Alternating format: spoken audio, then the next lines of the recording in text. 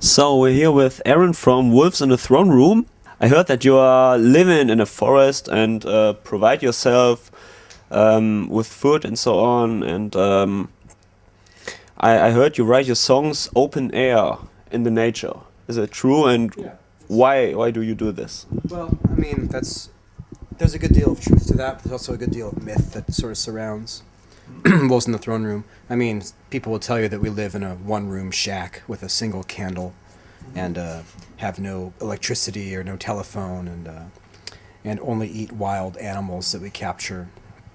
But of course, that's not true. You know, we're modern people, and we have a DSL connection at our house, and I own a car and a cell phone, and So you're and able the, to connect to your fans. And well, no, just so to live life. I mean, we're a band and we travel the world and we release our music on a record label. We're very much modern people, but at the same time, I think that we're making, or me personally, I can't speak for the other guys in the band, trying to make very great strides towards really changing our life in a very serious way. So yeah, we live on a farm, a 10-acre piece of land, on the outskirts of Olympia, which is a small city. And yeah, it's in a very rural area, a lot of beautiful forest, huge Douglas fir and cedar trees, and it's very much a self-sufficient farm. And for a good part of the year, when I'm at home, of course, not on the road, I can subsist off of the food that's grown there, which is a really amazing feeling. I think that it's spiritually nourishing to be involved in the process of growing food and truly understanding where it comes from, and to work outside every day in a very traditional and rhythmic sort of way. That's what Wolves in the Throne Room is interested in doing, is reconnecting to feelings of ancientness and feelings of tradition, and not in this blood and soil kind of way. It's transcending that. It's just questioning the world that we've been given as modern people and deciding what parts of it are appropriate and which parts of it we like to leave behind and find some other way of doing things. So your music is really influenced by this natural themes, and I think this is really refreshing and really honest, because there's no satanism, no evil image or something. You let the music speak for itself.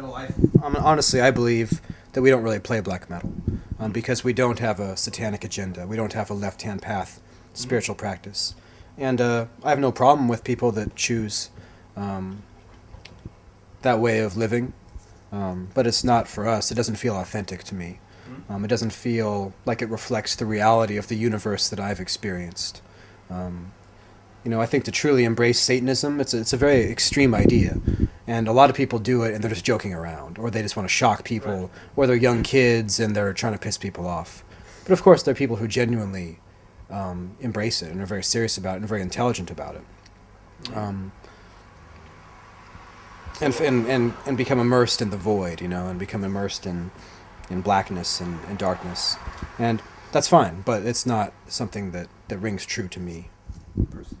All right, this really leads to my next question, because I try to ask you why always black metal stands for protest and not for spiritualism. So your music is multidimensional. It's there are influences from psychedelic music, from doom, folk, and black metal.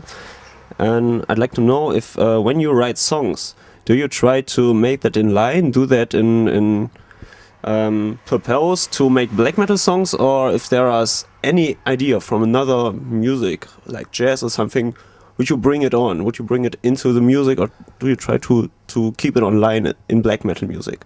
Yeah, I don't think that we're drawing upon black metal very much right now. I think that we're, like you said, we're just as influenced by doom metal, by bands like Neurosis, by hardcore punk bands.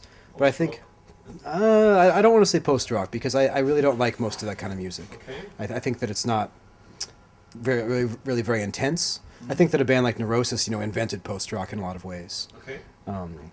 This sort of brooding, instrumental, very heavy, very melodic kind of music.